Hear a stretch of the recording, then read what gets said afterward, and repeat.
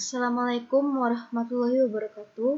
Saya Chelsea Ferdina Haryadi dari kelas 11 MIPA 5 absen 6. Pada presentasi kali ini akan menjelaskan mengenai mekanisme penghantaran impuls melalui sel saraf atau arus listrik dan melalui sinapsis. Yang pertama, penghantaran impuls melalui sel saraf atau arus listrik. Penghantaran impuls yang berupa rangsangan atau tanggapan melalui serabut saraf atau yang biasa kita sebut dengan akson dapat terjadi karena adanya perbedaan potensial listrik antara bagian luar dan dalam sel. Prosesnya terbagi menjadi beberapa tahap yang diantaranya ada keadaan beristirahat atau terakhir ada undershoot. Pertama, kita bahas tentang polarisasi. Keadaan istirahat atau biasa kita sebut dengan polarisasi adalah keadaan di mana sel saraf tidak menerima rangsangan. Dapat diketahui pada neuron terdapat dendrit, ada badan sel, dan juga ada bagian yang memanjang itu adalah akson. Nah, pada saat keadaan istirahat atau tidak ada rangsangan, membran sel dalam akson akan bermuatan negatif karena mengandung banyak ion negatif. Nah, di bagian sini, bagian dalam sel akan bermuatan negatif, sedangkan di bagian luar sel akan bermuatan positif dikarenakan banyak mengandung ion positif. Perbedaan muatan ini melibatkan ion natrium atau Na+ dan juga melibatkan ion kalium atau K+. Jadi, konsentrasi ion natrium atau Na+ di luar membran sel lebih tinggi dibandingkan konsentrasi di dalamnya. Sedangkan konsentrasi ion kalium atau ion K+ di dalam sel lebih besar daripada di bagian luar. Nah, kemudian yang kedua ada fase depolarisasi. Awalnya, bagian dalam sel bermuatan negatif dan di luar sel bermuatan positif akan berubah menjadi bagian dalam sel akan bermuatan positif. Di sini akan berubah menjadi positif di bagian dalam sel dan di luar sel akan bermuatan negatif. Yang awalnya di luar sel bermuatan positif, pada fase depolarisasi ini bagian luar sel akan menjadi negatif. Hal itu terjadi dikarenakan gerbang inaktivasi yang terdapat di saluran Na terbuka, sehingga Na+ yang terdapat di luar sel akan masuk ke dalam sel. Maka dari itu menyebabkan bagian dalam sel bermuatan positif.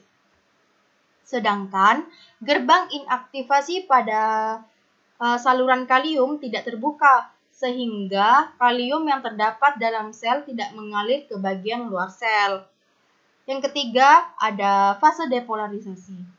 Pada tahap ketiga ada tahap repolarisasi. Pada repolarisasi, keadaan di bagian dalam sel akan berubah menjadi negatif, sedangkan di luar sel akan menjadi positif. Hal itu terjadi karena sudah dilewati oleh rangsangan. Jika sudah dilewati oleh rangsangan, muatan di bagian dalam sel akan kembali negatif karena gerbang inaktivasi pada saluran natrium dari bagian dalam sel tertutup sehingga Na+ tidak dapat masuk ke bagian dalam sel. Sedangkan gerbang inaktivasi pada saluran kalium akan terbuka sehingga mengakibatkan ion K+ dari bagian dalam sel akan mengalir keluar yaitu ke bagian luar sel. Hal itulah yang membuat bagian dalam sel berubah menjadi negatif. Yang terakhir ada undershoot. Setelah impuls terhantar dan tidak ada impuls yang lewat, maka pada tahap ini akan terjadi tahap pemulihan atau biasa disebut dengan undershoot. Jadi, dapat diketahui pula seperti ini. Di bagian sini, yang pertama, potensial aksi dibangkitkan ketika ion natrium mengalir ke dalam melintasi membran pada satu lokasi. Yang kedua, depolarisasi potensial aksi pertama telah menyebar ke wilayah yang bersebelahan pada membran tersebut, mendepolarisasi wilayah itu, dan memulai potensial aksi kedua. Pada lokasi potensial aksi pertama, membran mengalami repolarisasi ketika K+ mengalir keluar. Lalu, kenapa ada negatif di bagian sini? Di bagian sini, berarti rangsangan belum sampai ke bagian sini, sehingga di bagian sini tetap menjadi negatif. Dikarenakan rangsangan masih ada di dekat badan sel. Kemudian yang ketiga, potensial aksi ketiga ini di sini menjadi positif dan negatif. Lalu mengapa di bagian sebelah kiri ini positif? Dikarenakan berarti sedang ada rangsangan. Kemudian rangsangan akan terus jalan ke sepanjang akson, di mana kalau ada rangsangan berarti depolarisasi, kalau tidak ada rangsangan berarti polarisasi, sedangkan kalau aksonnya sudah dilewati oleh rangsangan, maka bernama repolarisasi. Kemudian yang kedua, penghantaran impuls melalui sinapsis. Sinapsis sendiri adalah ujung dari akson atau akson terminal. Ketika rangsangan dari sinapsis ingin menyeberang ke neuron lainnya, akan ada mekanisme yang lain, yaitu mekanisme melalui sinapsis. Di sini terdapat sel prasinaps sebagai pengirim dan juga ada sel paskasinaps sebagai penerima.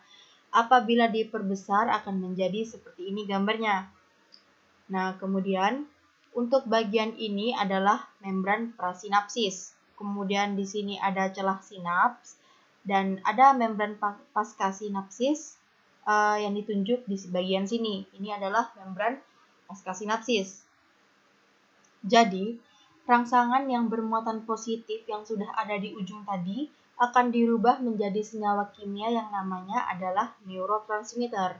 Neurotransmitter sendiri di sini adalah yang berwarna merah ini.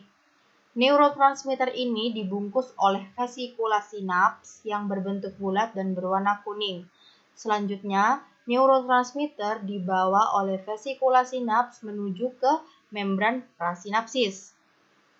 Kedatangan impuls tersebut membuat permeabilitas membran prasinaps terhadap ion Ca2+ meningkat atau terjadi depolarisasi, sehingga ion Ca2+ masuk dan merangsang vesikula sinaps untuk menyatu dengan membran prasinaps. Bersama kejadian tersebut, neurotransmitter ini akan dilepaskan ke dalam celah sinaps melalui eksositosis. Dari celah sinaps, neurotransmitter ini berdifusi menuju membran paskasinaps. Nah, saat menuju membran paskasinaps di sini, neurotransmitter melewati pintu gerbang ion. Di pintu gerbang ion, neurotransmitter akan menempel. Setelah itu, saat sudah menempel di bagian sini, maka pintu gerbang ion akan terbuka dan mengeluarkan ion Na+ dan ion K+. Setelah impuls dikirim, membran paskasinaps akan mengeluarkan enzim untuk menghidrolisis neurotransmitter, sehingga neurotransmitter akan lepas dari pintu gerbang ion, lalu pintu gerbang ion sendiri akan menutup. Kemudian, penghantaran impuls pada gerak refleks. Jadi, ini merupakan penghantaran impuls pada gerak refleks. Gerak refleks sendiri adalah gerak cepat yang tidak disadari. Pada saat dengkul kita dipukul di sini, maka neuron mendeteksi rangsangan pada dengkul, dan maka dari itu disebut dengan reseptor. Setelah itu, neuron sensorik membawa impuls menuju sumsum tulang belakang. Selanjutnya, di sumsum tulang belakang, impuls diteruskan neuron motorik atau melalui neuron penghubung untuk ditanggapi. Kemudian, neuron motorik itu merangsang otot paha untuk berkontraksi mengangkat kaki. Hal ini disebut dengan efektor.